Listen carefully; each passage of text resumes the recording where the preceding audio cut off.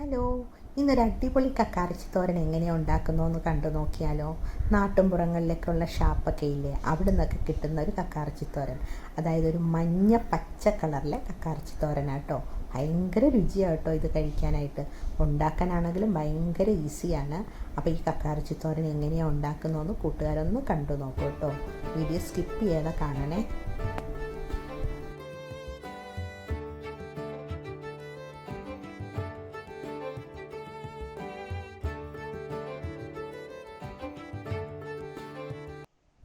അതിനായിട്ട് ഞാൻ ഇവിടെ കുറച്ച് കക്കാറച്ചി മേടിച്ച് വെച്ചിട്ടുണ്ട്. ഇത് 1/2 കിലോ കക്കാറച്ചി ഉണ്ട് കേട്ടോ. ചെറിയ കക്കാറച്ചിയാണ്, പൊടി കക്കാറച്ചി. തോരൻ വെക്കാനായിട്ട് ഇതുപോലത്തെ കക്കാറച്ചിയാണ് നല്ലത്. തീരെ പൊടിയല്ല, ഒരു മീഡിയവും പൊടിയൊക്കെ ഇതുമായിട്ടുള്ളതാണ്. വലിയ കക്കാറച്ചിയാണെങ്കിൽ നമുക്ക് വറുക്കാനൊക്കെ നല്ല ടേസ്റ്റ് ആയിരിക്കും കേട്ടോ. അപ്പോൾ ഈ കക്കാറച്ചീനെ കഴുകി, അതൊരു കഴുകലാണ് ഏറ്റവും വലിയ പണി നമുക്ക്. ഒരു 10 പ്രാവശ്യമെങ്കിലും ഞാൻ കഴുകിയിട്ടുണ്ട്. ചെറുതിലാകുമ്പോൾ മണ്ണ് നന്നായി പിടിച്ചിരിക്കും കേട്ടോ. അപ്പോൾ നന്നായി കഴുകി വെള്ളമൊക്കെ കളഞ്ഞ് ഞാനൊരു ചട്ടിയിലേക്ക് ആക്കിയിട്ടുണ്ട്. പിന്നെ അതിനകത്തേക്ക് കുറച്ച് വെള്ളം ഒഴിച്ച് കറിവേപ്പില ഇട്ട് കുറച്ച് തേങ്ങാക്കൊത്തിട്ട്, തോരൻ വെക്കുകയാണെങ്കിലും തേങ്ങാക്കൊത്തിടുന്നത് നല്ലതാട്ടോ. അത് മഞ്ഞൾപ്പൊടി ഇട്ട് ആവശ്യത്തിന് ഉപ്പും ഇട്ട് നമുക്ക് ചട്ടിയിലിട്ട് ഒന്ന് വേവിച്ചെടുക്കാം. വെള്ളം വളരെ കുറച്ച് മതി.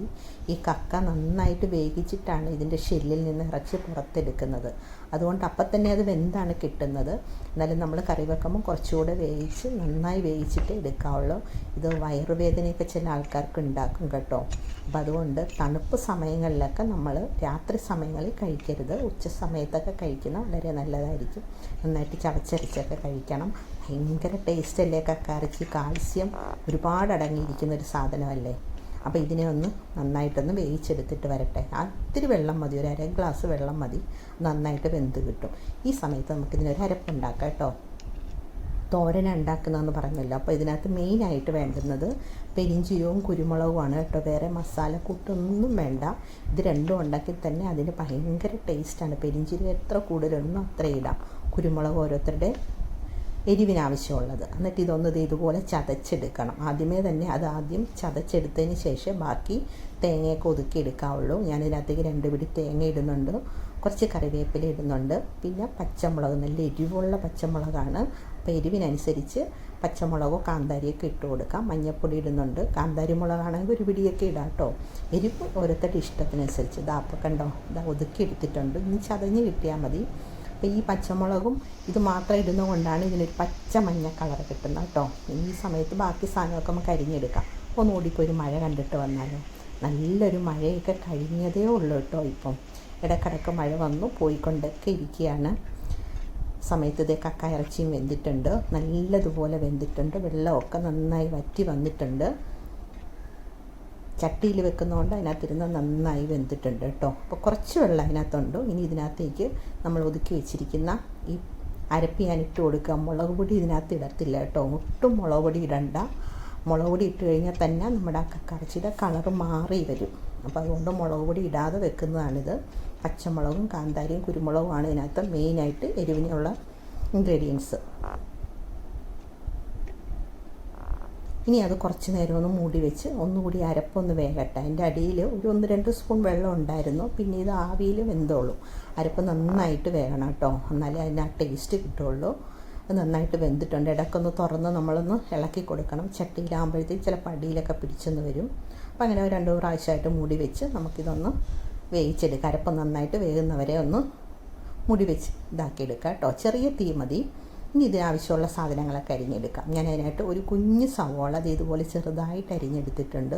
പിന്നെ ഉള്ളി ഒരു 10-12 കഷ്ണം ഉള്ളിയുണ്ട് കേട്ടോ, ചെറിയ ഉള്ളി. ഇപ്പോൾ സവോള മാത്രമേ ഉള്ളെങ്കിൽ അതായാലും മതി, ഉള്ളിയാണെങ്കിലും മതി. എന്താണെങ്കിലും ടേസ്റ്റ് ആയിരിക്കും. ഉള്ളി ഇടുമ്പോൾ കുറച്ച് കൂടുതൽ ടേസ്റ്റ് ഉണ്ടാവും. രണ്ടും കൂടി ഇടുമ്പോൾ ഒരു പ്രത്യേക ടേസ്റ്റുമാണ്. പിന്നെ വേണ്ടത് വെളുത്തുള്ളിയും ഇഞ്ചിയുമാണ്. നമ്മൾ കക്കാറച്ചിയുടെ അളവ് എന്തുമാത്രം ഉണ്ടോ അതിനനുസരിച്ച് സാധനങ്ങളൊക്കെ എടുക്കാം. ചീനച്ചട്ടി വെച്ചിട്ടുണ്ട്, വെളിച്ചെണ്ണ ഒഴിച്ച് ചൂടായിട്ടുണ്ട്. വെളുത്തുള്ളി ഇഞ്ചിയും ആദ്യം ഇട്ട് കുറച്ച് കറിവേപ്പിലയും കൂടി ഇട്ട് നന്നായിട്ട് മൂപ്പിച്ചെടുക്കാം. വെളുത്തുള്ളി ഇഞ്ചി നന്നായി മൂത്ത് വരണം. അതിനുശേഷം സവോള ഉള്ളിയൊക്കെ ഇടാവുള്ളൂ. അപ്പോൾ ഇത് നന്നായിട്ട് മൂത്ത് വന്നിട്ടുണ്ട്. എരിവ് ഇനിയും വേണമെന്നുള്ളവരാണെങ്കിൽ ഈ സമയത്ത് 2-3 പച്ചമുളക് കൂടെ അരിഞ്ഞിടാം കേട്ടോ. വീട്ടിൽ എരിവില്ലാത്ത പച്ചമുളകാണെങ്കിൽ കുറച്ച് കൂടുതൽ ഇട്ടേക്കണം. അപ്പോൾ ഇത് നന്നായിട്ട് മൂത്തിട്ടുണ്ട്. ഇനി ഇതിനകത്തേക്ക് അരിഞ്ഞ് വെച്ചിരിക്കുന്ന സവോളയും ഉള്ളിയും കൂടെ ഇട്ട് കൊടുക്കാം. കുറച്ച് ഉപ്പും കൂടെ ഇട്ടിട്ട്, ഉപ്പ് കുറച്ചിട്ടാൽ മതി. ഉപ്പ് ആവശ്യത്തിന് ഇട്ടാണ് കക്ക ഇറച്ചി വേവിച്ചെടുത്തിരിക്കുന്നത്. എന്നിട്ട് ഇതിനെ നല്ലതുപോലെ ഒന്ന് വഴറ്റിയെടുക്കാം.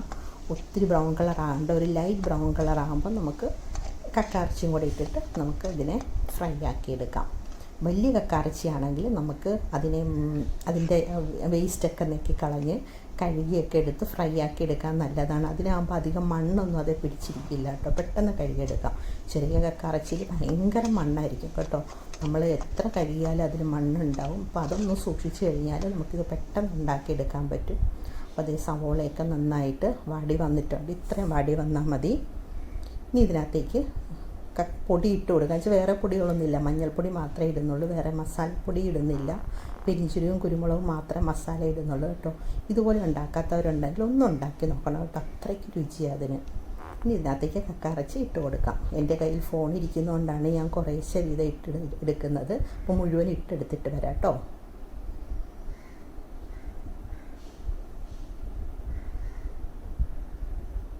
മുഴുവൻ കക്ക ഇറച്ചി ഇട്ടിട്ടുണ്ട്. ഇനി ഇതിനകത്ത് കിടന്ന് കുറച്ച് സമയം അതിൻ്റെ വെള്ളമൊക്കെ വറ്റി ഒന്ന് ഡ്രൈ ആയി വരട്ടെ. അപ്പോൾ വെളിച്ചെണ്ണയിൽ കിടന്ന് അതൊന്നും മുരിഞ്ഞ് വരുമ്പോഴാണ് അതിന് കൂടുതൽ ടേസ്റ്റ് ഉണ്ടാകുന്നത്. ഇതാ കാണാൻ പറ്റുന്നുണ്ട്, അതിന് കറണ്ട് പോയതുകൊണ്ട് ലൈറ്റിൻ്റെ ഒരു കുറവുണ്ട് കേട്ടോ. ഇത് നല്ലൊരു പച്ച മഞ്ഞ കളറാണ് കേട്ടോ, നല്ല രസം അത് കാണാൻ തന്നെ. അതുപോലെ ടേസ്റ്റ് സൂപ്പർ ടേസ്റ്റാണ്. നമ്മൾ കുറച്ച് സമയം അതിനകത്തിട്ട് വെളിച്ചെണ്ണ കുറച്ചുകൂടെ ഒഴിച്ച് കൊടുത്ത് നന്നായിട്ട് അതിനെ മുരിച്ചെടുക്കുക. ഇവിടെ എൻ്റെ മോൾക്ക് ഒത്തിരി ഇഷ്ടമുള്ള സാധനം കേട്ടോ. ഞാൻ എപ്പോഴും ഒന്നും മേടിക്കില്ല, മാസത്തിലൊന്നൊക്കെ കിട്ടുള്ളൂ ഇവിടെയൊക്കെ. അപ്പം അങ്ങനെയൊക്കെ മേടിച്ചെടുക്കുമ്പോഴത്തേക്കും വേറെ കറിയൊന്നും കഴിക്കില്ല. ഇതിൻ്റെ കൂടെ ഒരു മോര് കറിയും ഇതും കൂടിയാണെങ്കിൽ അടിപൊളി ടേസ്റ്റ് ആയിരിക്കും. അപ്പോൾ കക്ക ഇറച്ചി റെഡി ആയിട്ടുണ്ട്. നല്ല സൂപ്പർ ടേസ്റ്റാണ്, നല്ല സ്മെല്ലും വരുന്നുണ്ട് കേട്ടോ. അപ്പോൾ കൂട്ടുകാർക്ക് ഇഷ്ടമായെങ്കിൽ ഒന്ന് ലൈക്ക് ചെയ്യണം കേട്ടോ. ഇതുപോലെ ഉണ്ടാക്കി നോക്കാത്തവരുണ്ടെങ്കിൽ ഒരു പ്രാവശ്യം ഉണ്ടാക്കി നോക്കുക. നമ്മൾ എപ്പോഴും മുളക് പൊടി ഇട്ടൊക്കെയല്ലേ ഉണ്ടാക്കുന്നത്. അപ്പോൾ ഇതുപോലെ ഒന്ന് ഉണ്ടാക്കി നോക്കണം. ഞാൻ ഇച്ചിരി പാത്രത്തിലിട്ട് കഴിച്ചു നോക്കിയതാട്ടോ, സൂപ്പർ ടേസ്റ്റായിരുന്നു. അപ്പോൾ ഇത്രയൊക്കെ ഉള്ളൂ കക്ക ഇറച്ചി തോരൻ്റെ വിശേഷങ്ങൾ. ഇഷ്ടമായെങ്കിൽ ലൈക്ക് ചെയ്യാൻ മറക്കരുതേ. Thanks for watching.